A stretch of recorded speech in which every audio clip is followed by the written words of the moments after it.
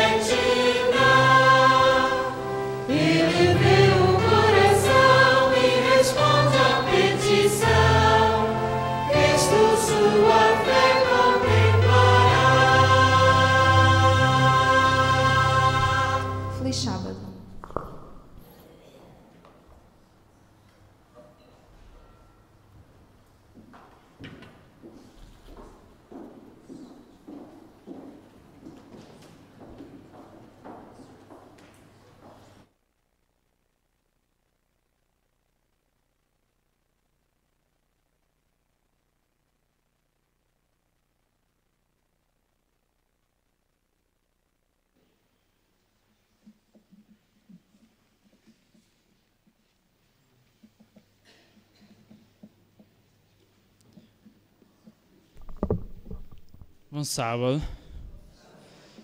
Nós hoje, como vão poder perceber mais daqui a bocadinho, estamos com algumas ausências em termos jovens, estão todos a visitar o Impacto, mas não é motivo para nós não estarmos contentes e não darmos um bom sábado com força, não é? Bom sábado. Obrigado. Vamos começar então o programa da Escola Sabatina de hoje com o hino O Amor de Jesus, número 123.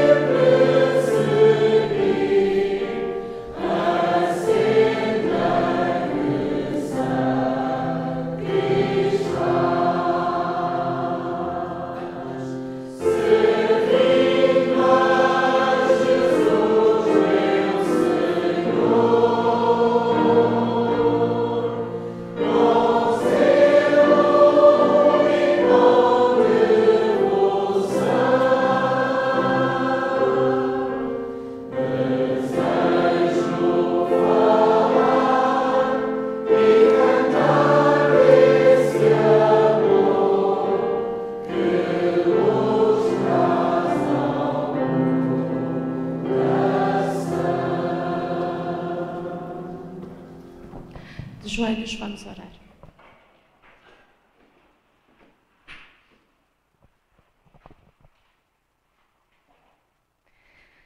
Querido e Santo Deus, neste momento nós queremos Te agradecer o privilégio de podermos estar na Tua casa. Queremos agradecer também este amor que cuida, este amor que transforma, este amor que faz a verdadeira diferença nas nossas vidas. Te vimos suplicar que nos ajudes a refletir esse amor e assim como Tu trazes luz às nossas vidas, que nós possamos levar-te aos outros e que também Tu possas trazer luz na vida dos outros através de nós. Querido e Santo Deus, abençoa toda esta escola sabatina, abençoa os serviços na igreja deste sábado. Te pedimos também que abençoes todos aqueles que aqui nos faltam, seja por estarem em atividades de jovens, seja por estarem de férias, e de uma forma especial aqueles que se encontram doentes, que Tu possas trazer-lhes conforto e a certeza também deste amor que tens por eles. Abençoa-nos, é o que Te peço e agradeço, em nome de Jesus. Amém.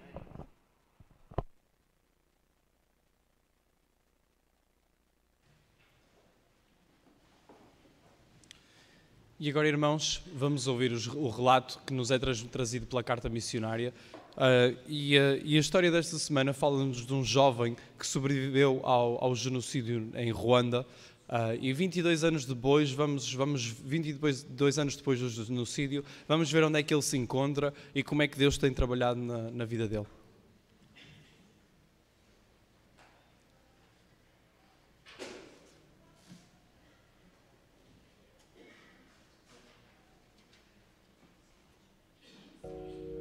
Do not fear, for I am with you. Não temas, porque eu sou contigo. Não te assombres, porque eu sou o teu Deus. Eu te esforço e te ajudo e te sustento com a destra da minha justiça. I will uphold you with my righteous right hand. Em 1994, mais de 1 milhão morreu. 1 million and more they have died. Mas eu ainda estou vivo. Celeste estuda na Universidade Adventista da África do Sul, ou AUCA. Ele e os seus 2 irmãos perderam os pais durante o genocídio em 1994. O pai de Celeste era jardineiro e a mãe era empregada de limpeza na AUCA. Quando a escola estava sediada na cidade de Mudende, infelizmente a cidade foi destruída durante o genocídio e mais tarde foi restabelecida em Kigali, a capital. Celeste e os irmãos foram criados por uma tia da República Democrática do Congo. À medida que Celeste foi crescendo, estava decidida a ir contra todas as probabilidades e melhorar a situação da sua família. Durante 4 anos, trabalhou como cozinheiro para pagar o curso de Tecnologia Internacional do seu irmão mais velho. Enquanto trabalhava, questionava se algum dia teria a oportunidade de estudar. Lembrava-se frequentemente do conselho do seu pai para que fosse forte e se preparasse para ser útil. Um dia, os administradores da AUCA decidiram procurar nos seus registros os filhos de antigos empregados do campus de Mudende. Eles encontraram Celeste e outros nomes nos livros. A universidade quis encontrá-los e oferecer-lhes a oportunidade de frequentar a universidade. Celeste ficou surpreendido com a notícia. Finalmente poderia ter a educação que tanto ansiava. Esta era a sua oportunidade de ouro e por isso matriculou-se na AUCA. A universidade proporcionava educação gratuita aos filhos dos ex-funcionários. Mas os jovens estudantes têm de trabalhar arduamente para pagar livros, roupa e comida. Celeste estuda afincadamente, pois quer ser contabilista empresarial para poder estar em contacto com as pessoas que ainda não conhecem Cristo. Na universidade, Celeste prega e ensina a palavra de Deus. Ele está feliz por poder partilhar com os amigos a esperança e a alegria que encontra na Bíblia. Ele quer honrar o Salvador que morreu para que os fiéis possam viver de novo. E Jesus também morreu. Jesus ressuscitou. Os nossos pais e a nossa família morreram, mas não eternamente. Estou à espera de Jesus. Quando Ele vier, vai levar-me a mim, aos meus irmãos e a minha família para o céu. A AUCA foi incumbida pelo governo de criar um programa de medicina no campus. Através do seu apoio às ofertas das missões, Este projeto irá abençoar as vidas de todo um continente. Atualmente há 9 hospitais adventistas e 130 clínicas e dispensários apenas na região centro-oeste africana. Ore, por favor, pelo desafio de providenciar funcionários para os vários hospitais e clínicas. E obrigada por apoiar a missão no Ruanda e em todo o mundo.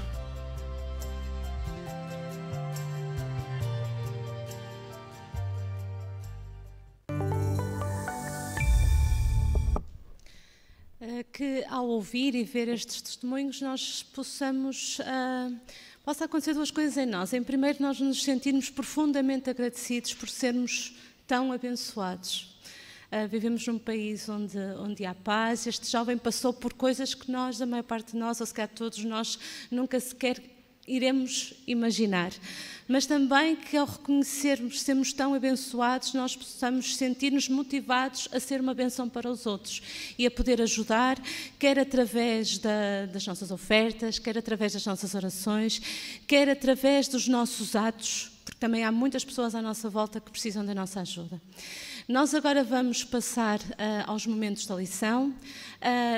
Temos o prazer de ter connosco o Moisés, que vai então recapitular a lição que tivemos a oportunidade de estudar esta semana em geral. Nós vamos dar 5 minutos para que nas diferentes unidades de ação os dinamizadores possam fazer a chamada, possam distribuir o nosso comprimido semanal. Eu ia pedir algo que já pedimos em sábados anteriores. Nós hoje estamos muito desfalcados. Há muitas pessoas em atividades jovens, muitas pessoas de férias e, portanto, o que eu ia pedir, naquelas unidades de ação em que os dinamizadores não estiverem, que os próprios membros pudessem preencher o boletim da chamada e pudessem fazer a distribuição, quer do comprimido semanal, quer também dos folhetos que se encontram disponíveis. A todos uma boa lição.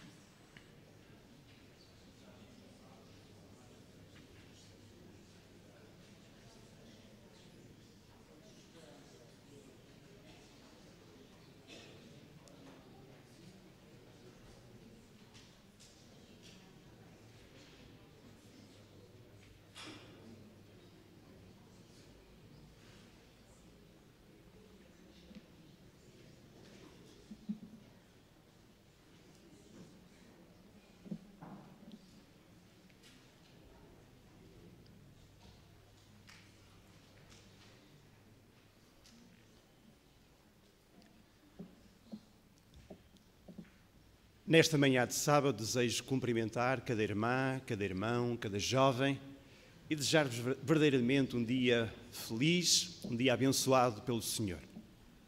Enquanto estava aqui sentado, estava a pensar que já lá vão 11 anos desde a última vez que dirigi a palavra daqui da frente.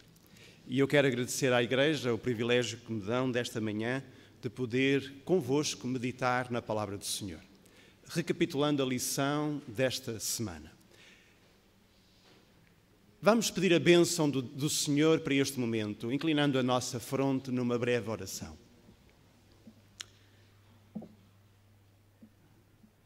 Excelso Pai que estás no céu, a Ti, Senhor, seja dada toda a honra, toda a glória, porque és digno dessa honra e dessa glória. A Ti, Senhor, somente pertence a misericórdia, o amor, a compaixão, a ternura, porque Tu és amor, ó Deus. E nós desejamos, nesta terra, nesta vida, sermos transformados pelo Teu poder para refletirmos esse amor. Perdoa, Senhor, muitas vezes a nossa negligência em Te buscarmos. A nossa negligência ao não nos deixarmos ser transformados à imagem e semelhança do Senhor Jesus. Perdoa-nos, Pai, porque muitas vezes a nossa teimosia queremos fazer as coisas à nossa maneira, do nosso jeito, e impedimos a Tua ação na nossa vida. Tem misericórdia de cada um de nós e tem misericórdia da Igreja que está diante de Ti esta manhã. Te suplicamos no maravilhoso nome do Senhor Jesus. Amém. A lição desta semana tem por título: Jesus desejava o bem das pessoas. E a pergunta de retórica que eu coloco é: será que eu desejo o bem das pessoas? O bem das pessoas é algo com o qual eu me preocupo?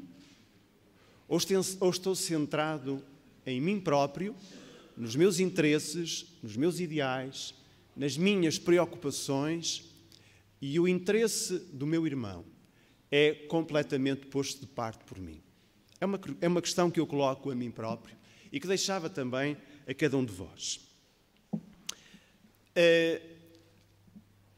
Quero-vos dizer que a lição desta semana para mim foi uma chamada de atenção ao trabalho evangelístico que eu faço. Na medida em que o verdadeiro trabalho evangelístico está refletido na lição desta semana, do meu ponto de vista. E o verso áureo começa por nos apresentar palavras do Senhor Jesus que são expressas no momento de aflição, de angústia, no momento de dor do Senhor Jesus e de uma grande preocupação pelo bem-estar das pessoas que viviam naquela cidade naquele momento. E Jesus diz: Jerusalém, Jerusalém, que matas os profetas e apedrejas os que te são enviados. Quantas vezes quis eu ajuntar os teus filhos, como a galinha ajunta os seus pintos debaixo das asas, mas tu não quiseste. Se Jesus estivesse hoje na Serra de Canelas e olhasse para a igreja que está em Canelas neste momento, será que Jesus diria estas palavras? IASD, Igreja Adventista do Sétimo Dia de Canelas. Igreja Adventista do Sétimo Dia de Canelas.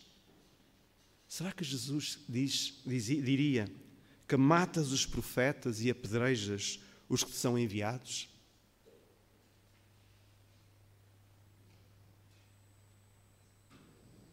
Matamos nós profetas?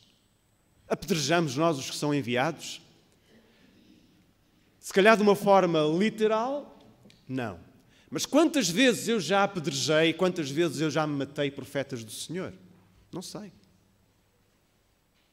Não sei.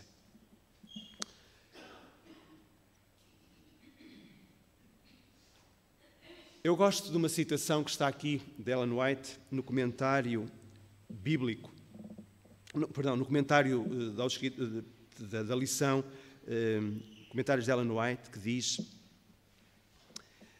a indignação de Cristo era contra a hipocrisia, contra os pecados crassos pelos quais os homens estavam a destruir a própria alma e a enganar o povo e a desonrar Deus. E depois, mais abaixo, diz a sua acusação, a acusação de Cristo do pecado, tinha sido viva e penetrante, mas nunca proferiu palavras de vingança. Tinha uma santa indignação contra o príncipe das trevas, mas não manifestava nenhuma irritação.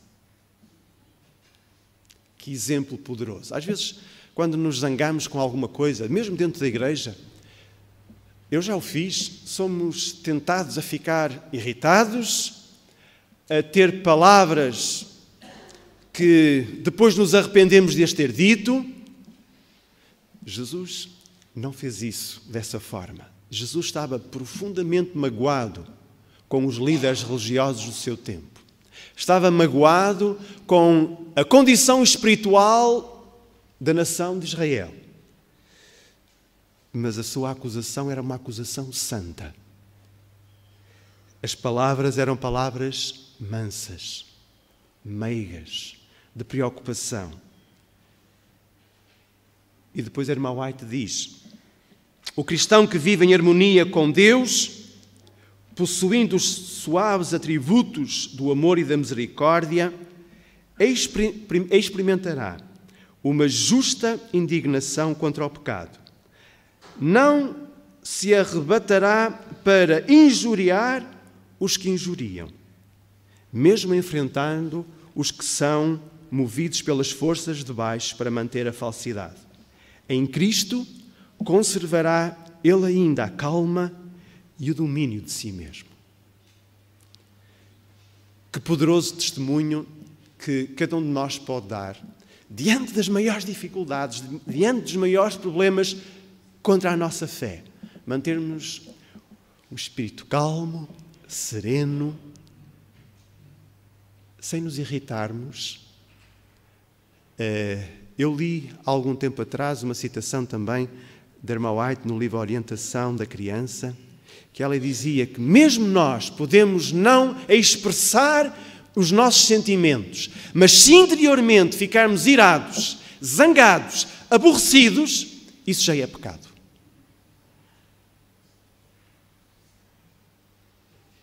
Não manifestamos, ninguém viu, ninguém se apercebeu, mas ficou cá dentro a semente, ficou cá dentro o problema. Isso é pecado diante de Deus. E quantas vezes eu me zango, quantas vezes eu me iro, como eu quero ter um caráter como o de Jesus, como eu desejo isso na minha vida. E então, ao longo desta semana, nós podemos ver algumas situações que nos apontam para a necessidade que temos de ter um caráter como o Senhor Jesus. E o primeiro exemplo é o exemplo de Jonas.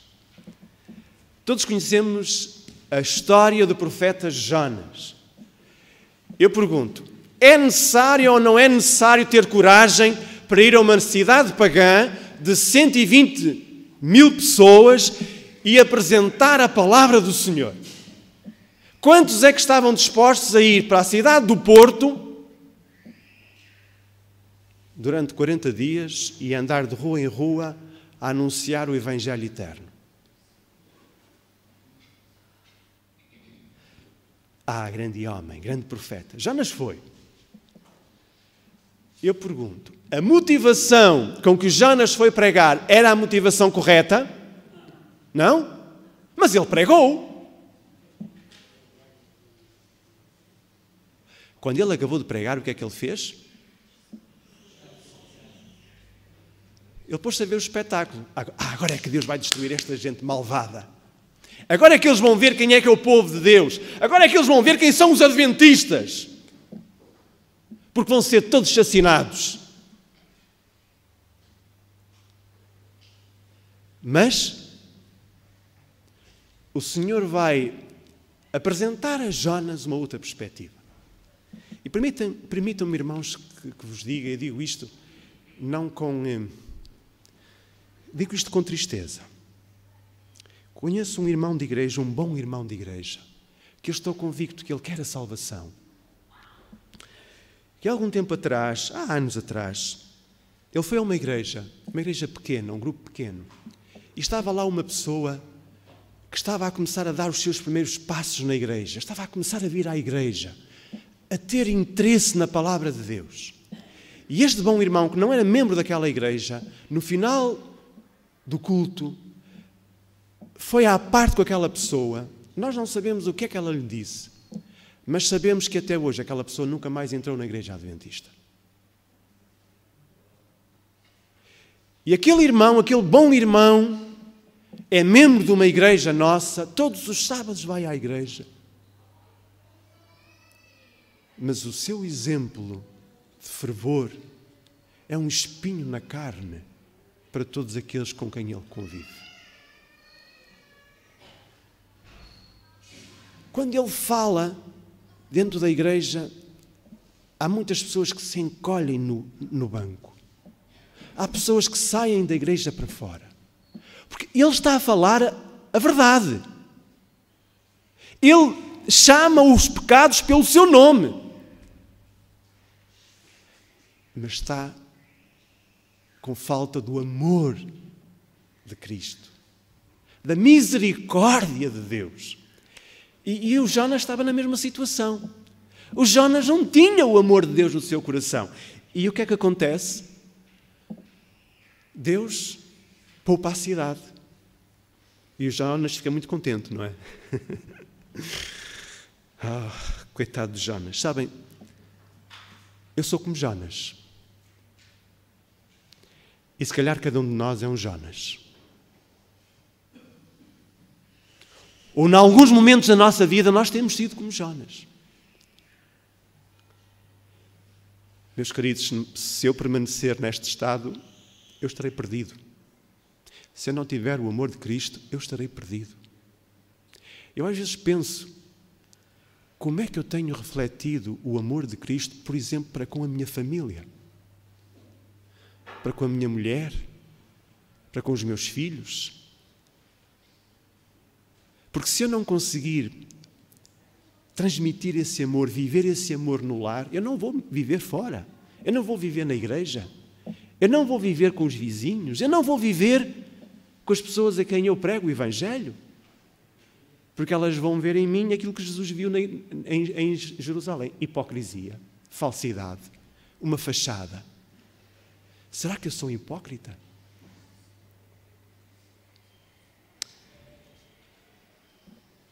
Jesus aproxima-se realmente de Jerusalém com um fardo no seu coração. Ele tinha feito de tudo para chamar a atenção daquelas pessoas, inclusive dos seus discípulos. Recordam-se quando os filhos do trovão disseram: Senhor, tu queres que mande fogo do céu, como fez Elias? E o que é que Jesus disse? Vocês não sabem de que espírito são. Quer dizer, vocês... Senhor, como é preciso misericórdia. Sim.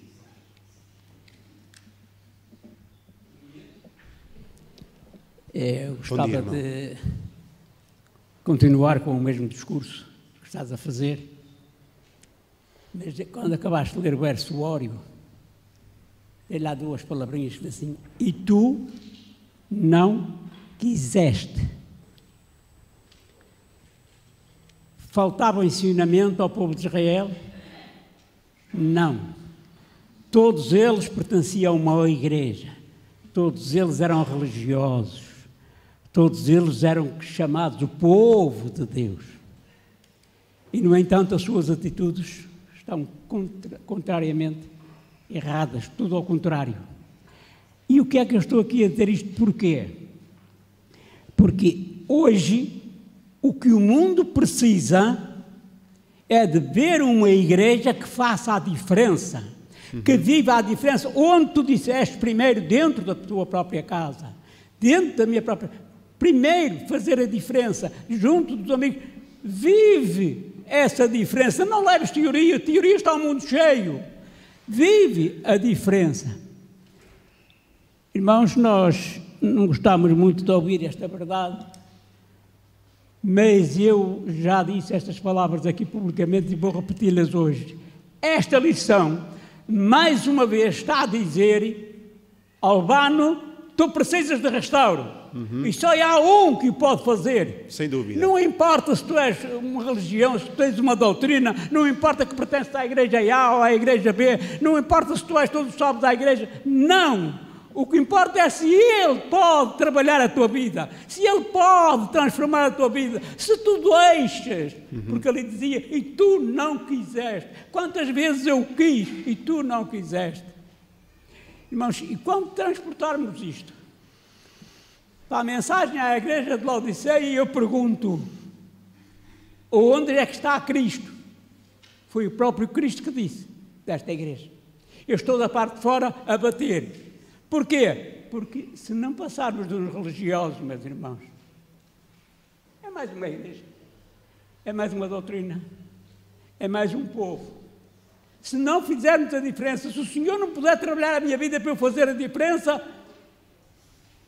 o meu apelo é que todos, cada um com o seu nome, diga: Maria, Albano, Celeste, António, seja quem for, por favor, Senhor, tem misericórdia de mim, porque eu posso amanhã já não ser vivo. Eu não sei se tenho mais uns minutos de vida. O que é que eu estou a fazer com essa minha vida? Para quem é que eu estou a viver? A quem é que eu estou a entregar a minha vida? Irmãos, eu queria dizer uma coisa, um bocadinho, desculpa lá, mas isto é muito importante. Jesus, quando fala no toque do cego, por 2 vezes. Sim. Irmãos, se ele ficasse só pela primeira vez, o que é que ele ficava a ver? Árvores a mexer-se. Via os homens como objetos, não com a sua... Então Jesus quer dizer o quê ao ter de fazer a segunda vez lodo e tocá-lo nos olhos? O que é que ele quer dizer? Irmãos, quando nós entramos para a igreja, somos batizados, apenas damos o primeiro passo. E como é que nós ficamos felizes e contentes porque já pertencemos a uma igreja, porque eu já fui batizado, porque eu vou todos sábados à igreja? Não podemos ficar felizes por isso. Isso é o primeiro trabalho. Agora faça e eu tenho de passar para dentro de ti e ajudar-te a fazer o restante. E o restante é o restauro. Nós não gostamos desta palavra. Eu não ouço mais ninguém dizer: Maria, António, por favor, compreendo que precisas de restauro. Mas eu não tenho vergonha de dizer: Albano, tu precisas de restauro. Tu precisas que o Senhor te restaure. De outra forma não vais passar de um religioso e nunca vais ter um contacto com Jesus diretamente. Este é muito forte, isto é uma realidade, e enquanto nós não fizermos a diferença, nós não passamos dos simples religiosos. Obrigado, irmão. Muito obrigado. Neste aspecto, eu gostava de vos ler aquilo que a irmã White diz, que ela diz assim: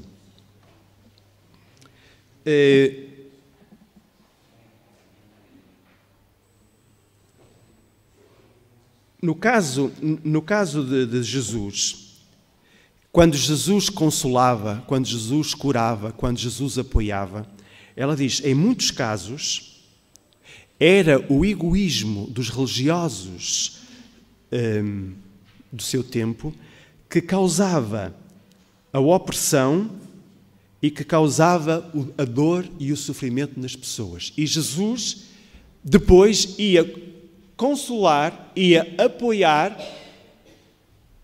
por causa da religiosidade que tinha causado essa dor e esse sofrimento.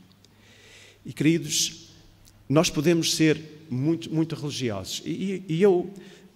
aconteceu-me aqui há algum tempo atrás, e logo naquele dia eu fiquei impressionado com isso, comigo próprio, e ao estudar esta lição veio-me outra vez à mente isso. Há uns sábados atrás eu ia para a igreja de Alpendurada e tenho que fazer a estrada junto à Marginal, e ia na minha frente um pelotão de ciclistas amadores. Eram mais de 200 ciclistas. E, como é óbvio, a estrada ia cheia de ciclistas. Umas vezes íamos a 20, outras vezes íamos a 30, outras vezes íamos a 40. E eu nunca mais chegava ao Pendurado. E a determinado momento houve uma queda em pelotão. E os carros tiveram todos parar e ficaram alguns caídos na estrada. Sabem qual foi a minha preocupação naquele momento? Não foi em parar para ajudar as pessoas que tinham caído. A minha preocupação foi, eu já ia a ferver porque não ia chegar a horas à igreja, e a minha preocupação era, agora eu vou ficar aqui mais tempo parado.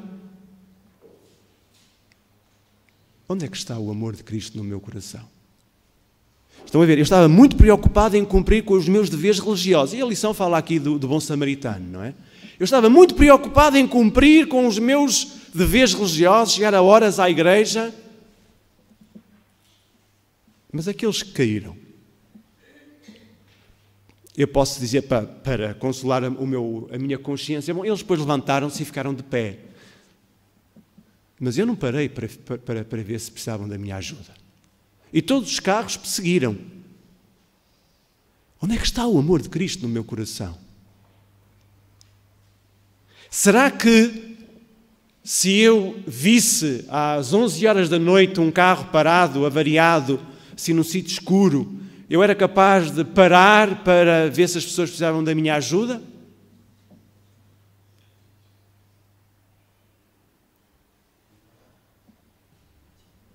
Onde é que está o amor de Cristo na minha vida?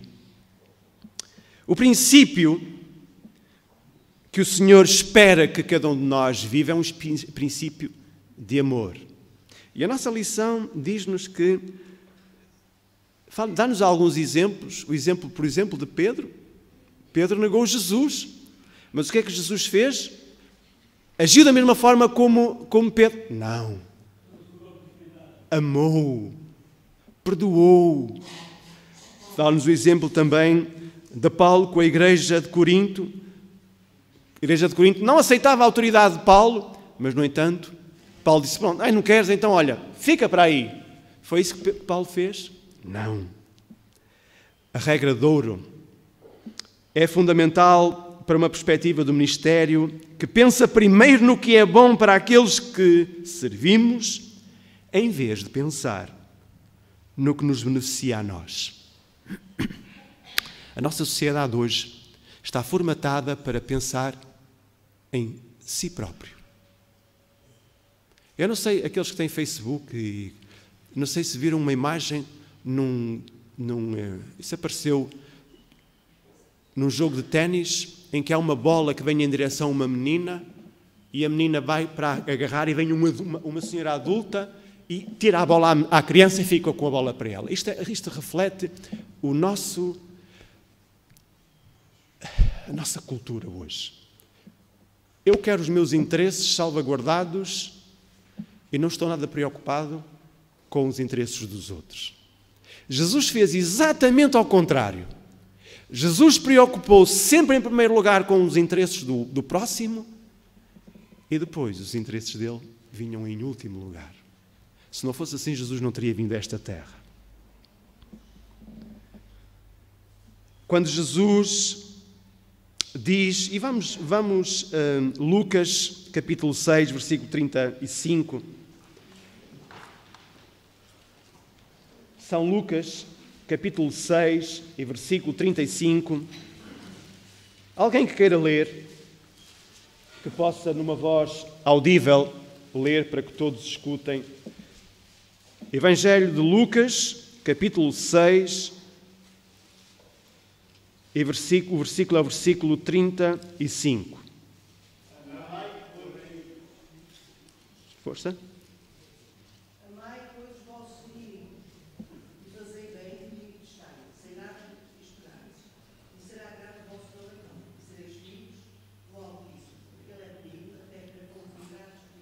Jesus devia estar enganado quando disse amai os vossos inimigos, não estava?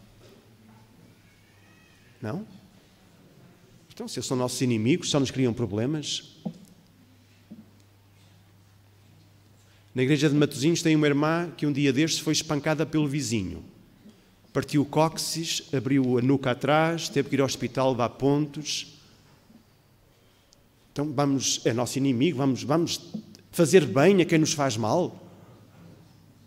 Entram em nossa casa, roubam-nos tudo que temos em casa. Vamos amar o nosso inimigo que nos fez isso? O que Jesus nos pede é que o façamos. E ele depois diz o quê? Se fizermos isso, no fim, qual é a recompensa? Será grande o galardão? Mas nós ficamos traumatizados, Será grande o vosso galardão nos céus, diz o Senhor Jesus. As coisas no céu não são medidas pela bitola desta terra.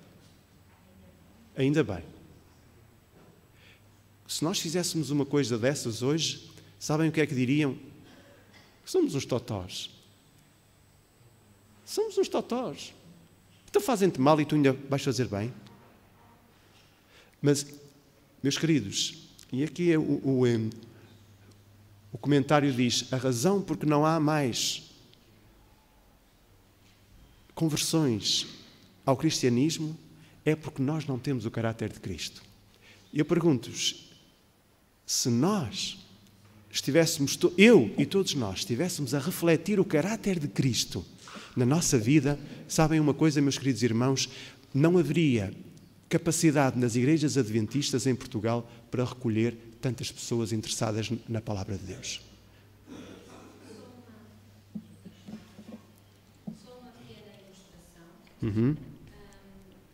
Portanto, aqui há este ano. No inverno, vinha para a escola, para Canelas, e estava a chover muito, e vinha um homem, desde ali em Golpilhares, molhado, completamente encharcado, mas ele estava vestido de fato e não tinha nada o aspecto de uma pessoa que não tem dinheiro para o táxi.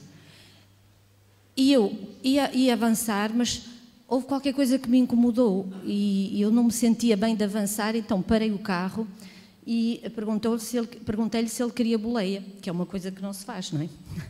Mas... até porque quando cheguei à escola e depois contei aos meus alunos o que tinha feito, eles, professora, não sabe que não se deve dar boleia, podia ter sido perigoso. Foi logo aquela coisa. Pronto, mas isto para dizer o quê? Primeiro o homem recusou, mas eu disse, mas não tem problema nenhum, para onde é que o senhor vai? Quando ele me disse, era mesmo aqui era atravessar o que nós chamamos o Landau, vinha aqui para o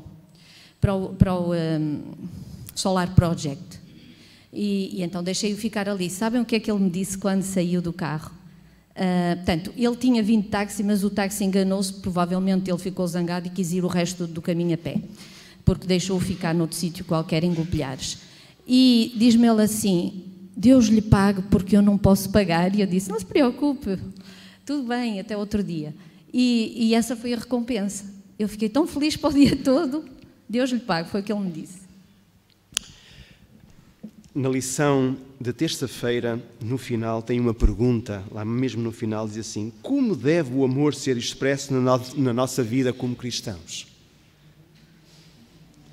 E como se enquadra o amor no nosso modo como devemos ser testemunhas junto da nossa comunidade?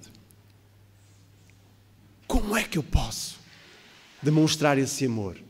Com os meus inimigos, com aqueles que me injuriam, com aqueles que me maltratam, com aqueles que me criam problemas no trabalho e eu até posso ser despedido, não por minha causa, mas por... Como é que eu o trato? Como é que eu demonstro o amor de Cristo a essas pessoas? Nós muitas das vezes dizemos, e a palavra de Deus apresenta isso, Jesus disse, crê somente, não é? Crê no Senhor Jesus e serás salvo. Será que crer apenas no Senhor Jesus traz-nos a salvação? Pergunto. Os próprios demónios creem. Será que crer no Senhor Jesus dá-nos apenas só confiar nos méritos de Jesus, dá-nos a salvação?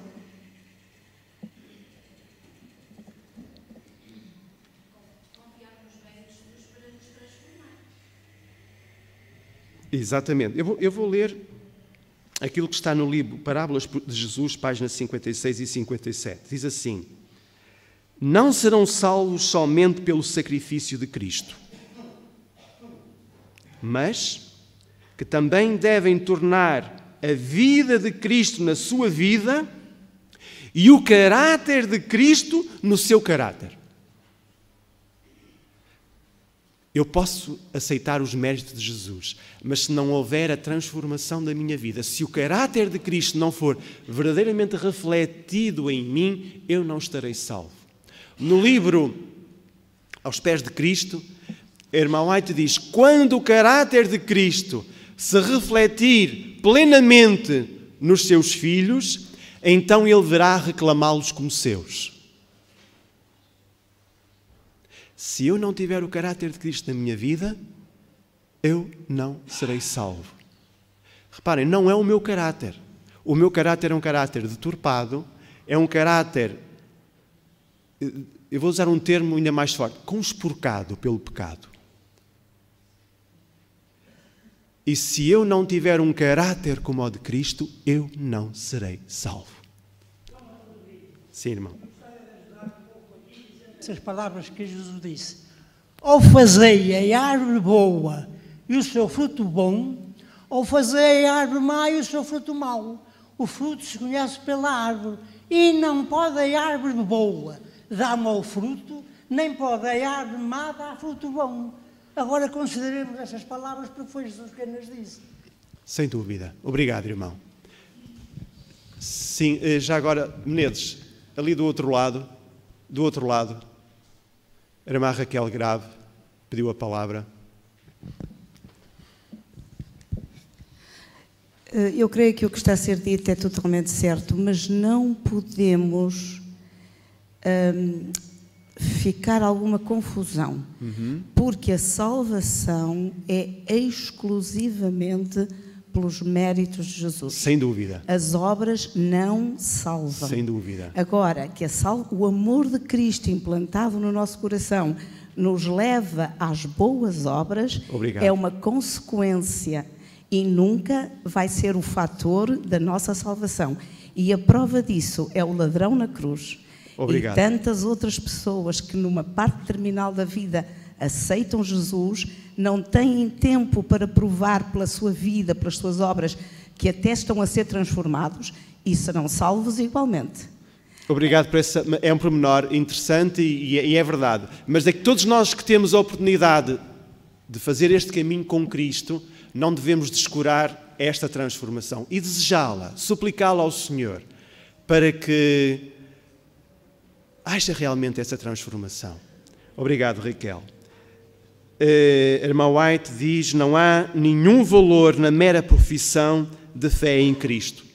Dizer apenas que somos cristãos não tem valor nenhum. Dizermos que somos adventistas não tem valor nenhum. Virmos à igreja apenas só porque é um ritual não tem valor nenhum. Apenas o amor que se revela através das obras é considerado genuíno. Essa transformação que nos leva a agir de acordo com a vontade do Senhor. E eu gostava de falar agora um bocadinho, muito rapidamente, o nosso tempo está-se a esgotar, no milagre da cura daquele homem que... O milagre foi feito a duas mãos, em dois tempos. Não vou centrar no milagre, mas vou centrar naquilo que Jesus quer que cada um de nós faça. Nós não podemos ver os nossos irmãos, a humanidade, apenas como objetos. E quantas vezes eu posso usar as pessoas para meu próprio benefício, mesmo dentro da igreja? A nossa lição, na lição de quinta-feira, fala-nos daquilo que pode acontecer dentro da igreja, em que a nossa preocupação é apenas o número, os batismos, é fazermos campanhas Eu não estou a dizer que não é importante. É muito importante o batismo, é muito importante fazermos campanhas, é muito importante todo o trabalho da igreja. Mas atenção, na base tem que estar as pessoas. O amor, o interesse que temos pelo bem-estar de cada irmão, de cada irmã, de cada pessoa que está lá fora a aparecer. E muitas das vezes olhamos para pessoas que achamos que nunca se vão salvar. Olhamos para pessoas que pensamos, aquela pessoa nunca aceitará Jesus porque o estilo de vida que ela tem, o caráter que ela tem. Mas se calhar são essas que estão mais desejosas de ouvir falar do Salvador, ouvir falar do amor de Deus. E cada um de nós é chamado pelo Senhor a ir ao encontro dessa. Com palavras de carinho, com palavras de ânimo, com palavras de estímulo, com palavras que levem estes irmãos, porque são nossos irmãos em Cristo, que os levem a desejar amar o Salvador como nós queremos amar. Queridos irmãos e irmãs, se esta lição não tocar o nosso coração, se esta lição não levar a uma transformação, perdemos tempo. E a vinda de Jesus está cada vez mais próximo. Urge darmos passos que nos levem a ter um caráter como o caráter do Senhor Jesus. Porque cada dia a nossa salvação está cada vez mais próxima. Que nenhum de nós, ao pregar a outros, deixe de se preparar, deixe de estar pronto para quando Jesus voltar. Amém.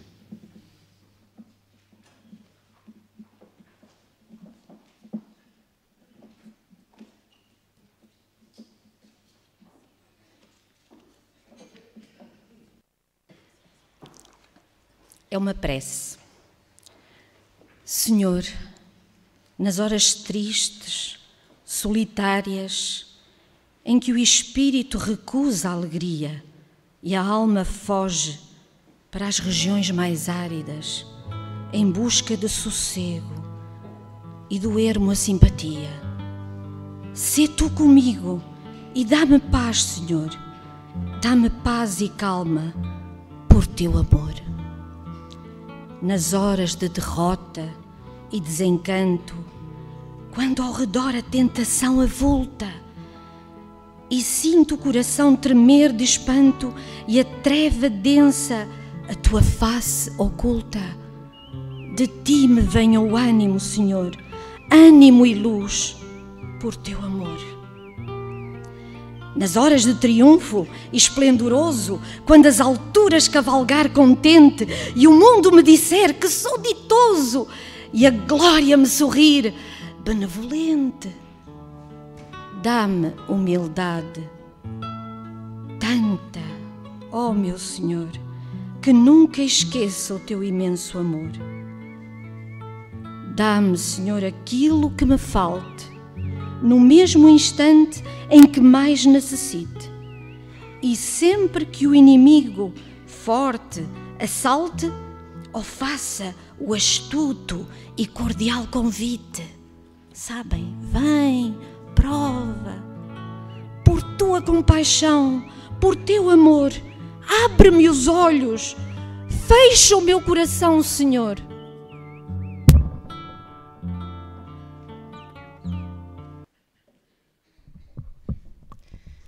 Queremos agradecer a Raquel por este momento de reflexão que nos trouxe. Queremos também agradecer ao Moisés pela forma como nos fez refletir e relembrar aquilo que tivemos a oportunidade de estudar esta semana. Nós, para a próxima semana, vamos continuar a estudar esta temática e ao ver o tema da próxima semana eu lembrei-me de algo que vivi há, se calhar, um mesito e tal. Eu, nos cuidados que presto aos meus utentes, eu tenho alguns utentes que não podem vir ao centro de saúde e, portanto, eu faço domicílios. E gosto muito de fazer domicílios com a enfermeira. Vamos as duas e geralmente são pessoas mais idosas, ficam todas contentes de ver ali duas pessoas. Às vezes vai um interno comigo, entramos por lá dentro e há assim ali um bocadito de alegria. E há um tempito atrás fomos ver uma utente nossa, uma senhora de quase 90 anos, que está quase acamada. Ela dá passitos com um andarilho assim, muito pouquinhos, mas nós fomos lá e fui eu e a enfermeira porque ela estava mais em baixo. A filha é um amor, cuida dela ali como uma princesa, mas estava muito preocupada porque a mãe estava muito em baixo. Quando eu e a Ana Cecília, que é a minha enfermeira, entramos, aquele ar dela, ela abriu assim os olhos e começou-se a rir, nós começamos assim a brincar. Ela tem uma ulcerazita na zona da anca e para fazer o penso dá mais jeito de levantá-la, e enquanto a enfermeira, e eu segurei-a, ela abraçou-se a mim e a filha, então, já nem pareces a mesma. Parece que... E ela virou-se para mim, piscou-me o olho e disse assim, as pessoas também curam. E às vezes andamos nós preocupados com medicamentos, com tratamentos, mas esquecemos deste pormenor.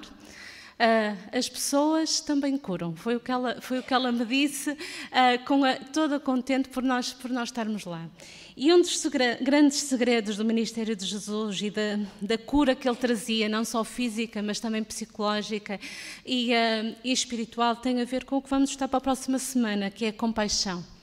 Jesus tinha verdadeira compaixão pelas pessoas. Na lição de sábado diz que compaixão significa com patos. O termo patos está relacionado com piedade, ternura ou tristeza. Significa estar com alguém da maneira mais profunda. Que nós possamos estudar, aprender e pedir a Deus que nos ajude a viver esta verdadeira compaixão para que nós possamos fazer a diferença na vida dos outros.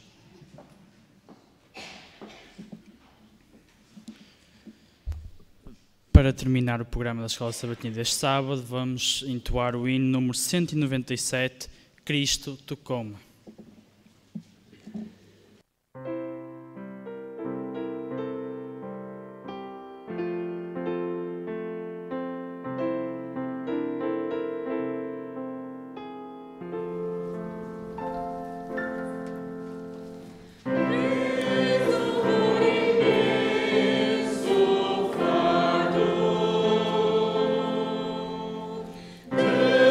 Pecado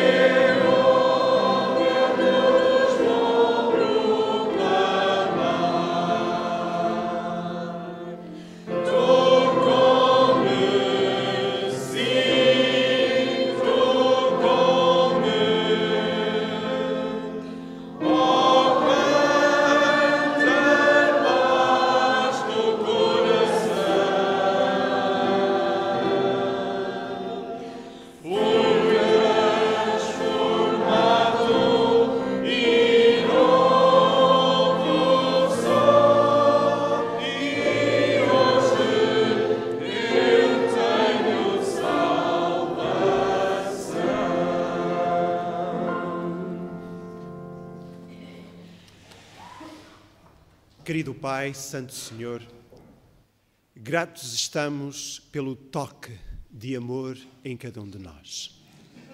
Gratos estamos, Senhor, porque, apesar dos nossos erros, das nossas falhas, Tu continuas a confiar em cada um de nós para que possamos levar ao nosso próximo o amor de Jesus. E, Senhor, nós queremos viver Coríntios 13 na nossa vida. Nós queremos que a vida de cada um de nós seja esse exemplo de amor, do amor divino a ser partilhado com aqueles que estão ao nosso redor. E te suplico, Senhor, que abençoes grandemente a igreja que está em Canelas, que a tua bondade, a tua misericórdia, a tua eterna compaixão sejam derramadas na vida, na família de cada irmão e irmã que está esta manhã na tua casa e também de cada irmão e irmã que assiste pela internet. Ó Senhor, que a todos o teu amor se revele e nos transforme. Te pedimos em nome de Jesus. Amém.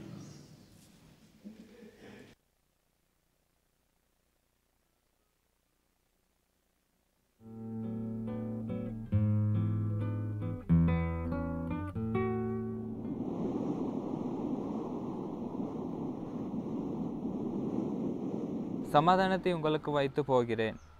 என்னுடைய சமாதானத்தை உங்களுக்கு கொடுக்கிறேன். உலகம் கொடுக்கிற பிரகாரம் நான் உங்களுக்கு கொடுக்கிறதில்லை. உங்கள் இருதயம் கலங்காமலும் பயப்படாமலும் இருப்பதாக.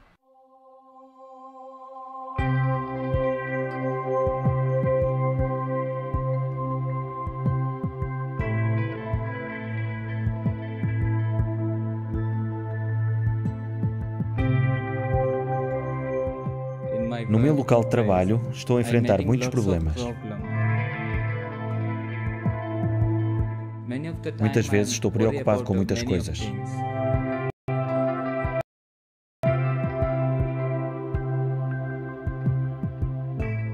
Não tenho paz.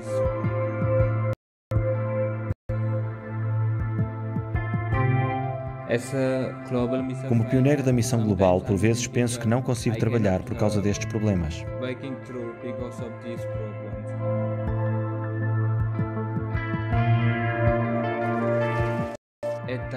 Nesses momentos, lembro-me das palavras: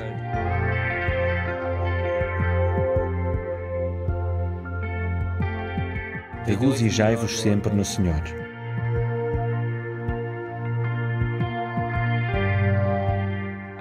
Não tenho de me preocupar com nada. Há um Deus que me pode ajudar.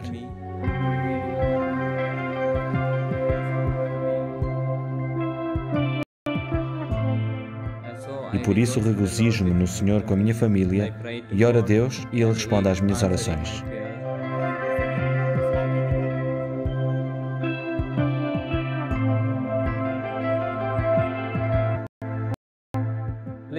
Ore, por favor, por mim como obreiro da Missão Global.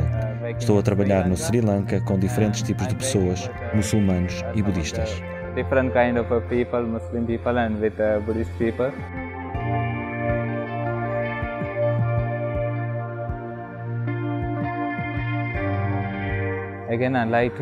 Gostaria mais uma vez de agradecer o vosso apoio à Missão Global e ao meu trabalho.